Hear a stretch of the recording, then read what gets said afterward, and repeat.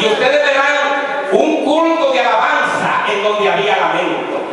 Oirán cánticos de júbilo en lugar de llanto y dolor, porque esto fue lo que vine a hacer, dice el Señor cuando hace la introducción al mundo, de que Él cambiaría el corazón enlutado en un corazón alegre, que Él iba a traer paz, reconciliación, que iba a reconocer lo que era la realidad del hombre antes de que Él viniese y que después de que Él viniese, porque la gloria de Dios se manifestaría a través de su obra.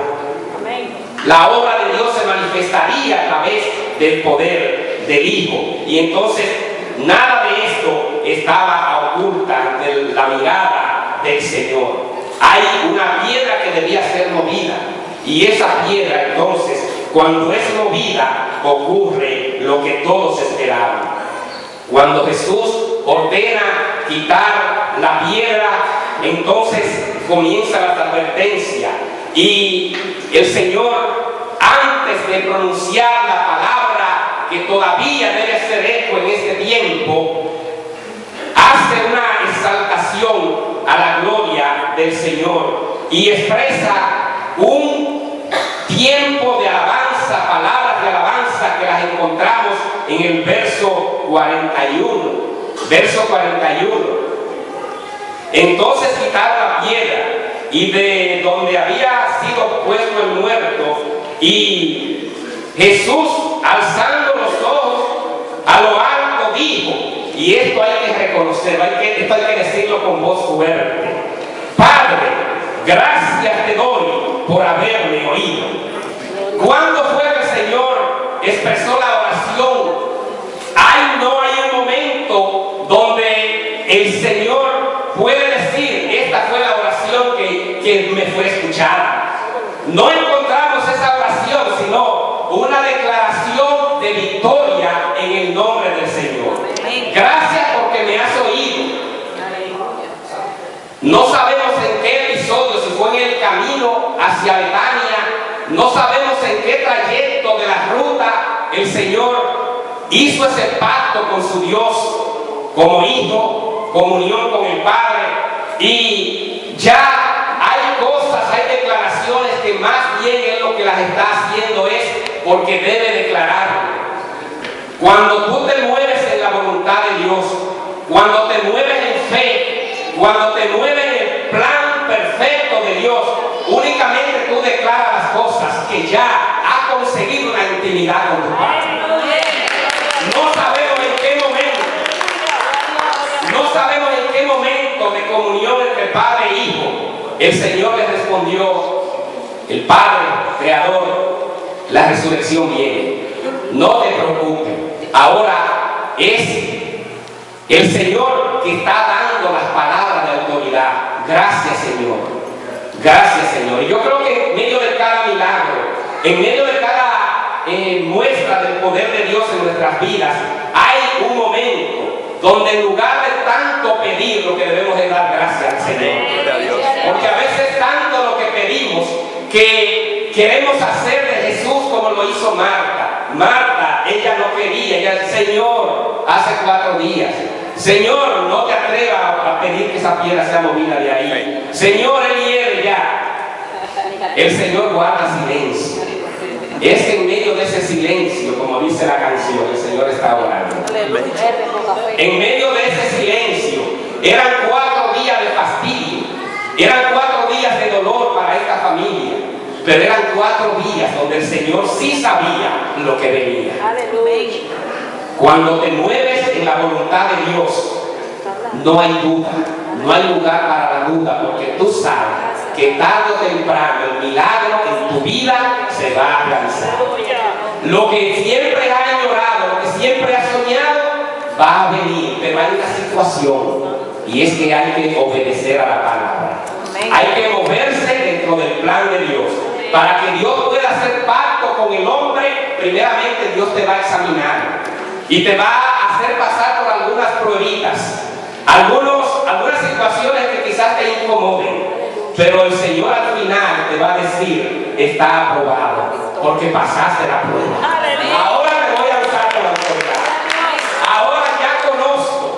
quién eres.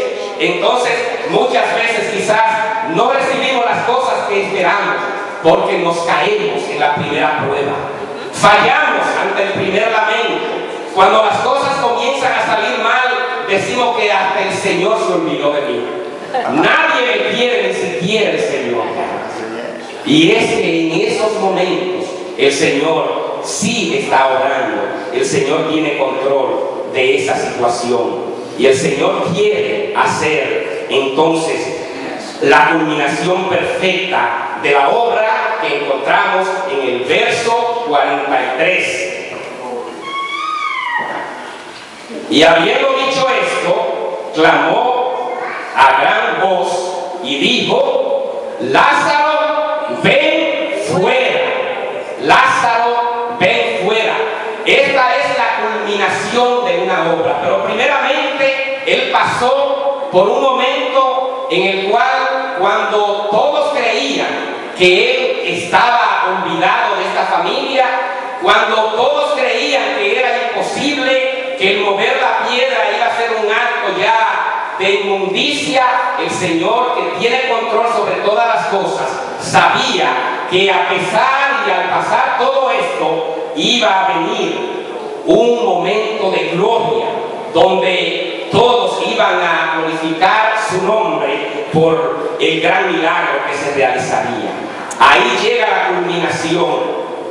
Lázaro, ven fuera. Y encontramos al Señor llamando al muerto por su nombre, porque como alguien lo ha dicho por ahí, esto no tiene base bíblica. Él dijo Lázaro porque si no, todos los muertos de aquellos sepulcros hubieran salido también. Dijo Lázaro. No es así. No es así. Lo que el Señor quiere decir con esto es que debemos llamar las cosas por el nombre. Y debemos pedir cosas específicas. Cuando usted quiere enfocarse y quiere que la voluntad de Dios se cumpla en su vida, cuando usted quiere ver el milagro de Dios actuar, moverse a través de usted, a través de su familia, a través de su iglesia, pida cosas específicas. Emulemos la actitud, la oración de Ana, cuando en medio de su esterilidad no podía tener hijo, era burlada por Penina. Y ella decía al Señor cosas específicas. Señor, yo quiero un hijo varón, un varón. Quiero que sea varón y cuando éste nazca, lo voy a dedicar a ti. Será un nazareno. Lo voy a presentar y será sacerdote tuyo, será tu siervo. Entonces, pida las cosas por nombre. Eso es lo que el Señor está haciendo. Y esa es la enseñanza que yo prefiero observar. El Señor quiso llamar al muerto por su nombre y el muerto se levantó. Se levantó Lázaro en el nombre del Señor. Se levantó Lázaro y cambió todo el ambiente. Y se convirtió Lázaro en un testimonio vivo de la gloria de Dios. Cuando Dios realiza un milagro en su vida, cuando Dios se manifiesta con autoridad en medio del problema, eso se constituye en un testimonio. Y me gozo mucho cuando escucho testimonios de hombres y mujeres que pueden decir: el Señor me ha sanado. El hermano Juan repite siempre un testimonio y quizás algunos dirán: pero ya yo lo sé, pero hay otros que no lo saben.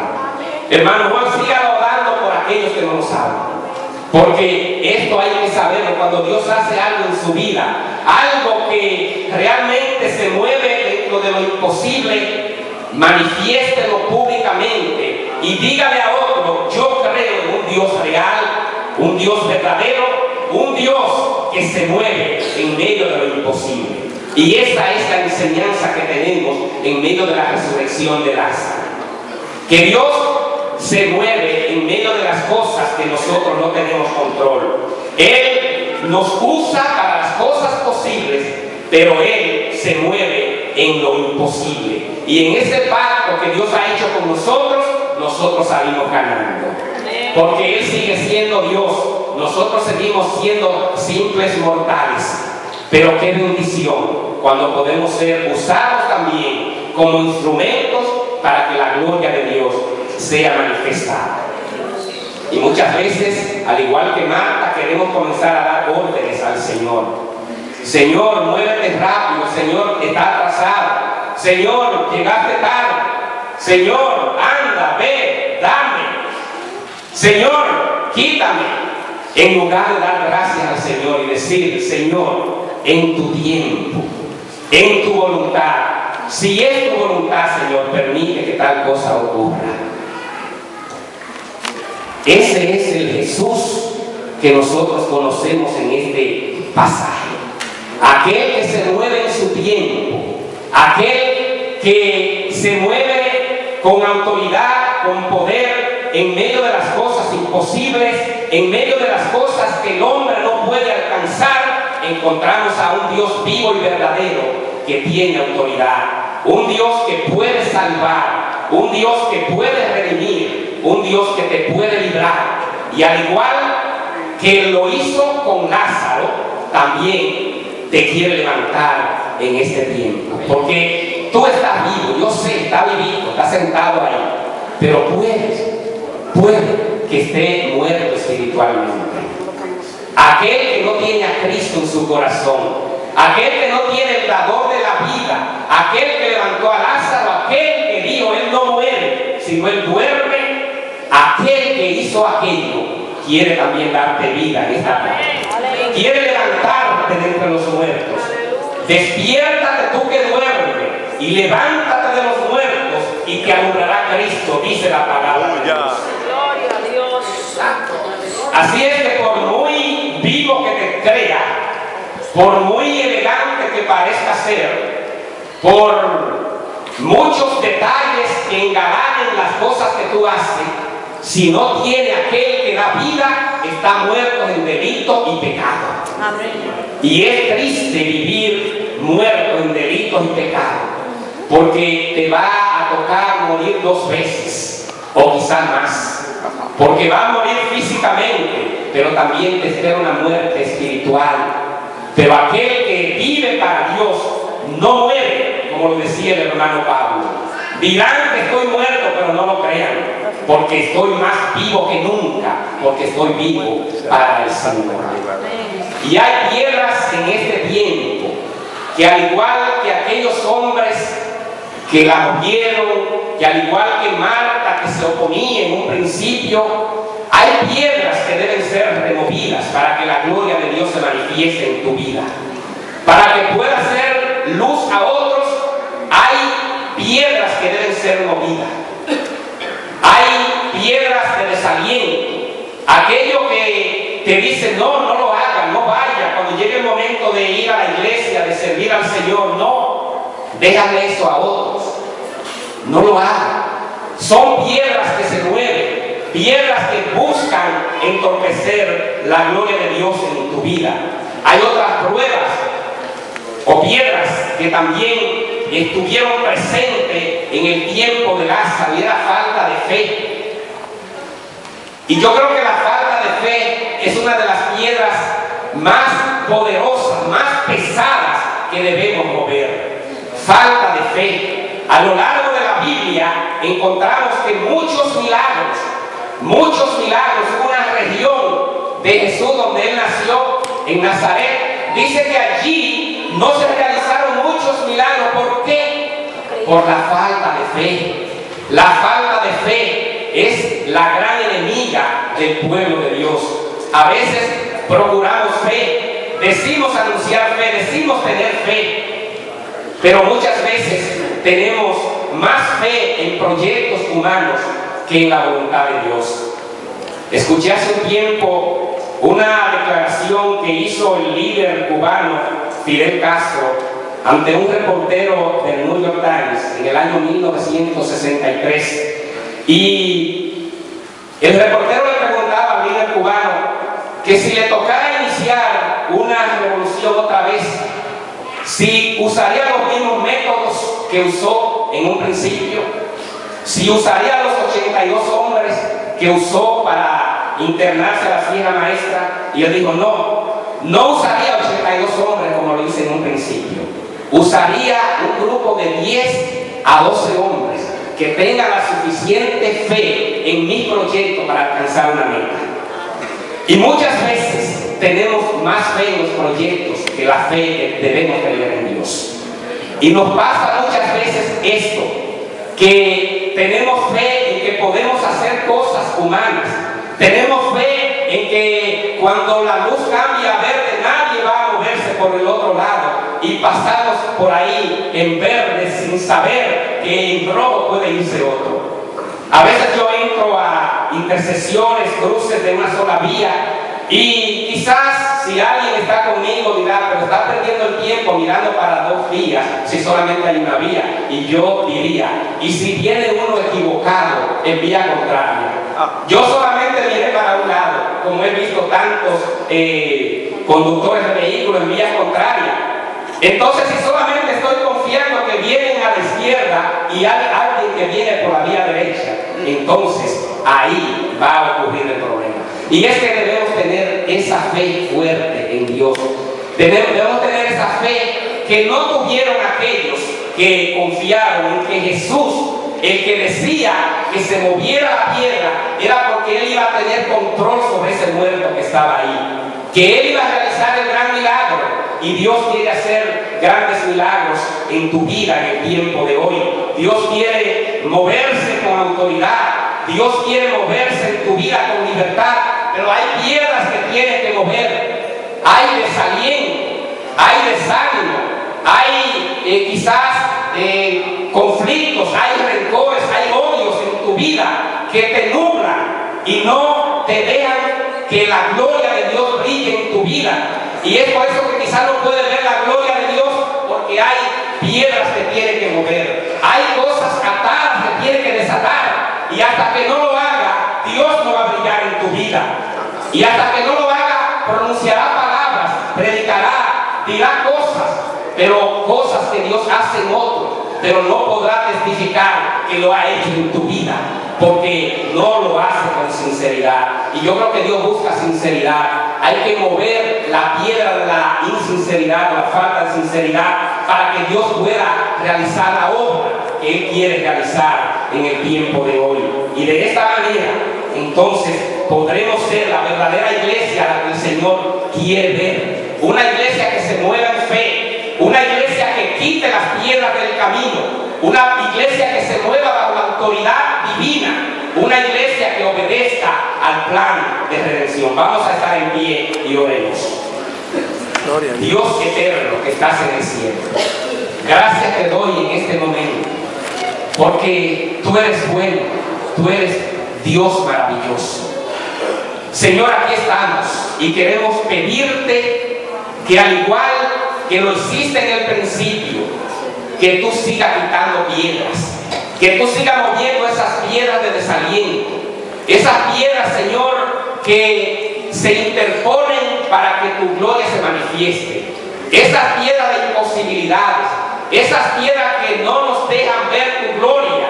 Señor, quítalas en este momento y ayúdanos a movernos bajo esta dimensión, la dimensión del Espíritu Santo, la obra de Dios moviéndose, Señor, a través de tu iglesia, a través de tus siervos, a través de la palabra, a través del poder que viene de lo alto. Señor, manifiéstate y ayúdanos, Señor, a vivir obedientes a tu palabra, obedientes, Señor, a tu llamado, a tu mandato, a las cosas que tú tienes para nosotros, Señor. Permítenos ver tu gloria, pero, Señor, danos la fuerza para poder reconocer que hay piedras que tienen que ser removidas, para poder reconocer y para poder recibir el milagro que esperamos.